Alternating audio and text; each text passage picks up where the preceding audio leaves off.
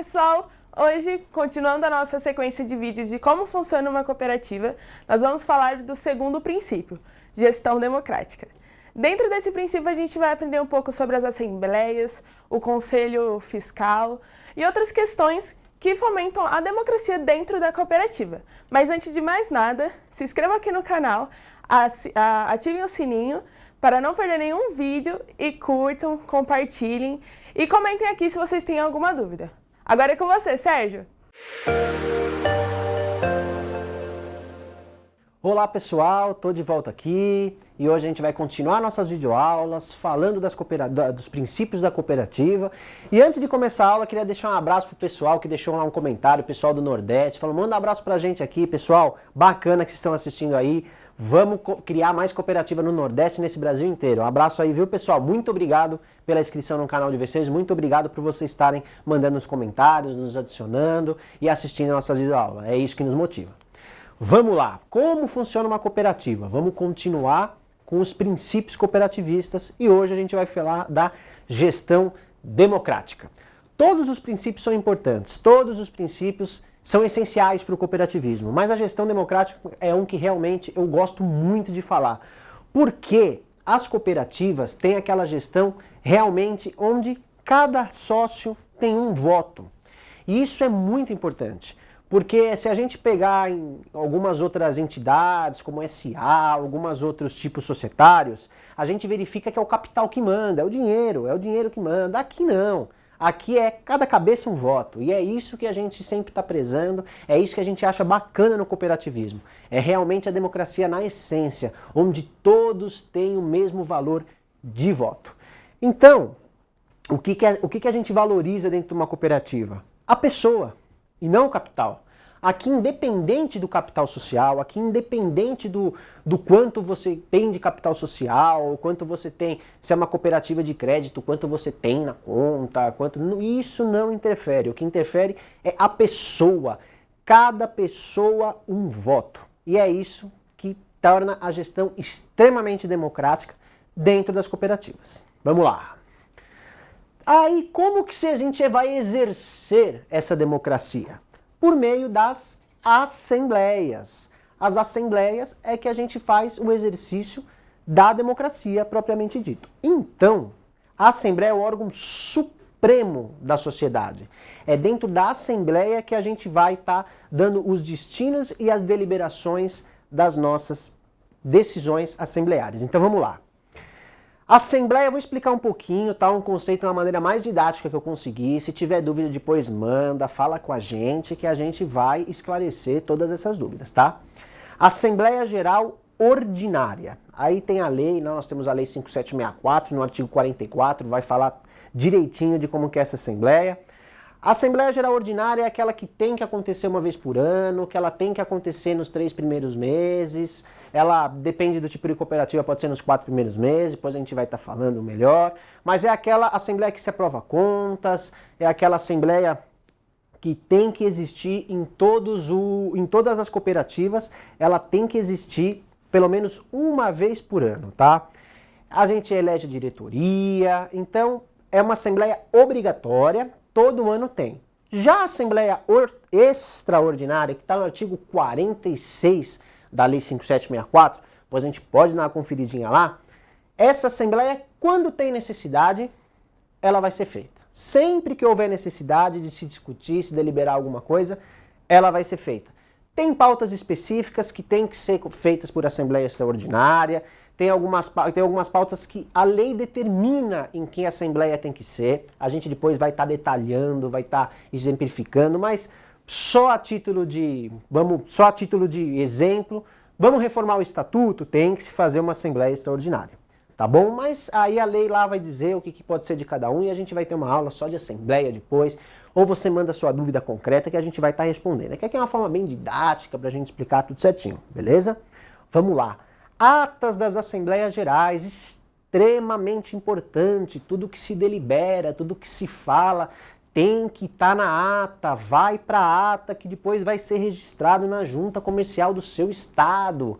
Então, vamos lá, a gente fez a assembleia, deliberou determinada situação, elegeu diretoria, aprovou conta ou aprovou a compra de algum imóvel, a gente vai pegar vai lavrar a ata e vai registrar lá na junta. Eu estou aqui, vamos supor, estou em João Pessoa, na Paraíba, vai lá na junta comercial de João Pessoa, na verdade a junta comercial é estadual, né? Vai na junta da Paraíba e vai dar entrada lá fielmente tudo o que aconteceu nessa assembleia registrada em ata. Livro de presença dos associados nas Assembleias Gerais, extremamente importante. É a prova que você esteve na Assembleia, é a prova de que a Assembleia foi constituída com quórum obrigatório, então tem que ter esses livros, nunca pode esquecer. Mais uma vez, vamos voltar lá para o exemplo que eu sempre dou dos condomínios. Quando a gente vai numa Assembleia de condomínio, a gente assina que a gente está participando da Assembleia, porque essa é a nossa prova, é tanto a prova da cooperativa como do cooperado, e para deixar legal a questão, quando a gente for fazer esse registro, tá tudo documentado, tudo certinho. Livro de inscrição de chapa para os cargos sociais. A gente vamos pensar assim, vai ter a eleição para o Conselho Administrativo, vão se formar a chapa, vai ter uma comissão eleitoral. Aí a cooperativa pode ter um regimento eleitoral, ou pode ser baseado isso no estatuto mesmo, conforme a cooperativa, mas ela vai ter um livro de inscrição de chapas. Essas chapas lá vai estar inscrita naquele livro, o nome das pessoas, o cargo que ele está concorrendo, a inscrição dele, todos os dados certinhos.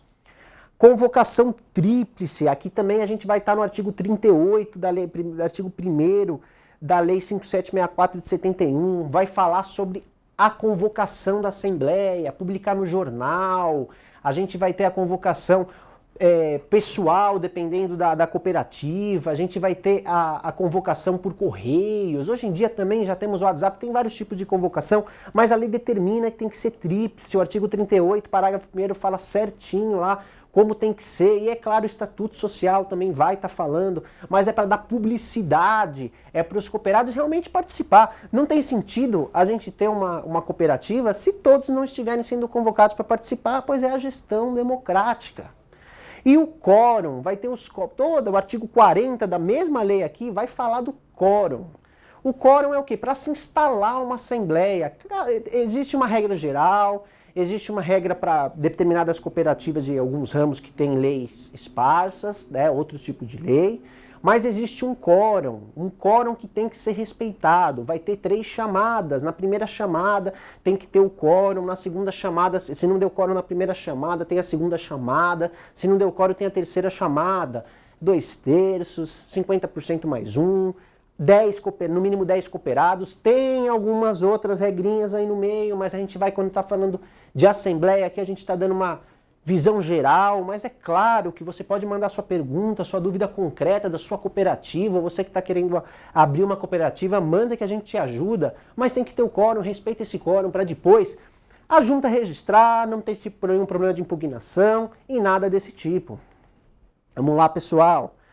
Assembleia Geral Extraordinária, eu até adiantei um pouquinho aqui, né, que a gente tinha falado, que as pautas específicas, né, eles têm algumas pautas específicas, pode falar sobre qualquer assunto, como eu tinha falado, e eu tinha dado o exemplo de reforma do estatuto, da fusão, incorporação e desmembramento, também tem que ser numa Assembleia Extraordinária, mudança do objeto social, vou mudar o objeto da cooperativa, Assembleia Extraordinária, dissolução voluntária, nomeação da liquidante, Assembleia Extraordinária não pode ser ordinária, contas do liquidante, tudo isso aqui tem que ser deliberado em Assembleia Extraordinária. E nessas hipóteses requer 2/3 dos presentes. Tem que ter 2/3 dos presentes. As pautas específicas, diferente, não é maioria simples como nas outras. A gente tem uma hipótese diferente, tem que ter uma aprovação de 2/3, não é aquela maioria simples, tá bom?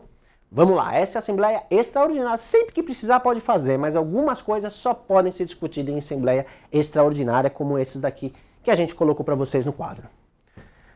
Órgão de administração, conselho de administração ou diretoria executiva. O conselho de administração é aquele eleito, aquele que a gente vai escolher quem quer que nos represente, aqueles que a gente vai estar votando quem que quer que seja os nossos representantes, entre todos os cooperados, um sócio cooperado. para os cargos de presidente, vice-presidente, tesoureiro, secretário. E pode-se ter a diretoria executiva. No caso aqui, a gente pode ter um conselho de administração ou diretoria, uma nomenclatura. Mas existe a diretoria executiva, que eu acho que, como o professor Vitor tinha falado naquela aula da cooperativa de crédito, são aqueles que são contratados, não são os eleitos, são aqueles que têm uma qualificação técnica para estar representando a cooperativa, mas é óbvio, sempre subordinado ao conselho eleito, às assembleias, que são o coração, a democracia da cooperativa.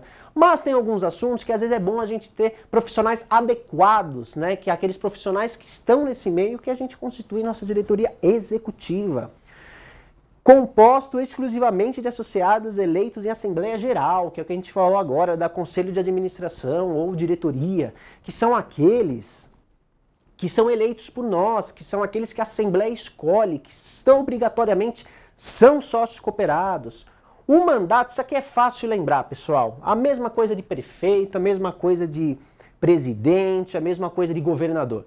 4 anos. Não pode, os mandatos nunca superior a 4 anos, pode ser menor? Pode, mas nunca superior a 4 anos, que nem a gente tem na nossa administração municipal, estadual, federal. Obrigatoriedade de renovação mínima de 1/3 do Conselho de Administração, é a famosa reeleição. Posso me reeleger?